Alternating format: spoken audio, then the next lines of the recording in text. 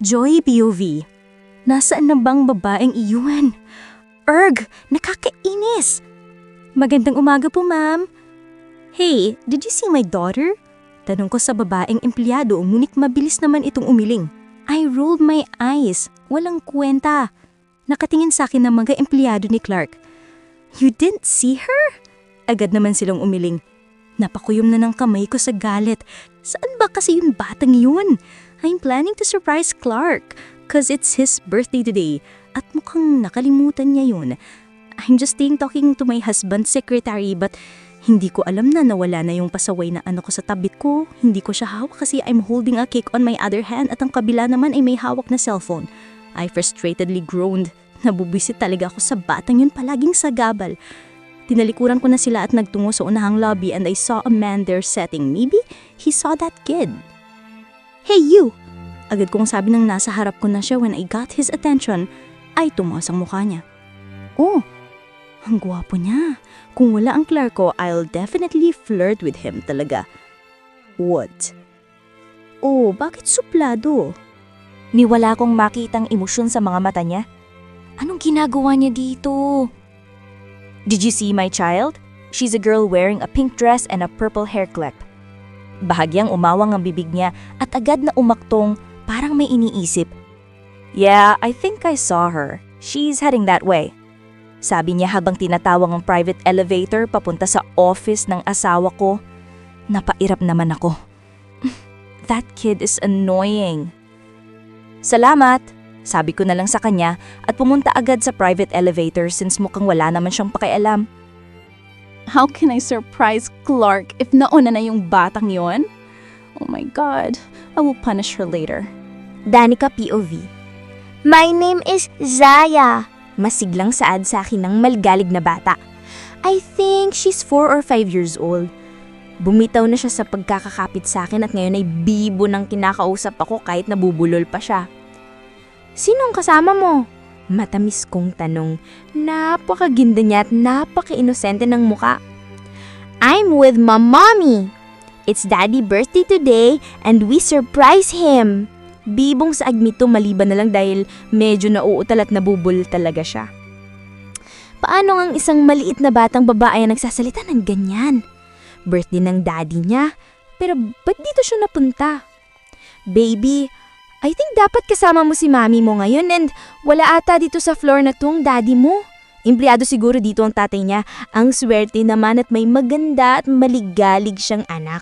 Someday magkakaroon din ako. Gumuso siya at sunod-sunod na umiling. Daddy is here! He is here! He's here! Kasabay ng pagtatalon-talon niya ay ang pagbukas ng pintuan sa likuran ko. Danica, why are you with Zaya? Tinig na narinig ko mula sa likuran ko. Daddy! Kasabay ng pag-alis ni Zaya sa harapan ko at ang pagtakbo sa lalaking nakatayo sa likuran ko. Anong ginagawa mo dito? Nasaan ang mami mo? Pinilit ko na huwag lumingon pero lumingon pa din ako. Then I saw him kneeling in front of Zaya. Gumiti lang ang bata sa tanong niya. Happy birthday, Daddy! Masiglang saad ni Zaya at binigyan ng madaming halik sa mukha si Clark. Bigla akong nang lambot. Oh, birthday niya mayon. Nakalimutan ko. Gumiti si Clark at hinalikan siya sa noo. Thank you, baby. Malambing nitong saad. Daddy, I met a pretty girl like Moni. Maligayan pa ding saad ng bata at itinuro ako. Bumalik sa akin ang tingin ni Clark. Wala akong makitang pagkabalisa sa mata niya.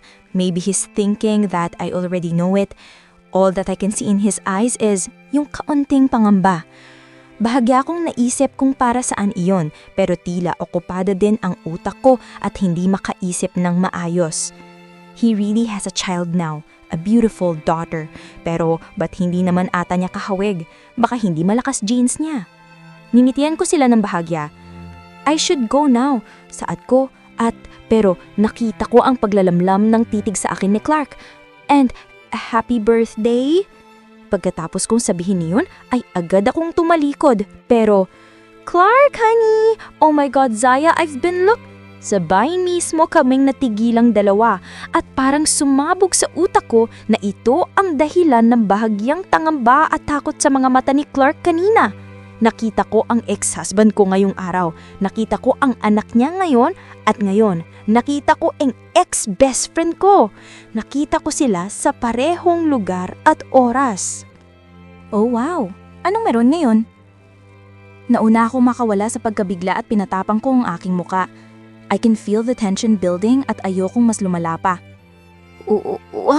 What the hell? Sino ka ba? Impostor? Napatas ang kilay ko but I didn't say anything. Narinig kong mahinang pagmumura ni Clark sa likod. Psst! May bata. Here's mommy po, daddy. She brought a cake for ya. Maligalig na saad ng anak nila. Pinakatitigan ko siya. Dahil siguro sa panganganak ay naging mas matured ang katawan niya. She's still the beautiful joy that I know, but not on the inside. Ewan ko lang kung may character development ba to. Ganun pa din ang mukha niya, nag-matured nga lang siguro at ganun din ako.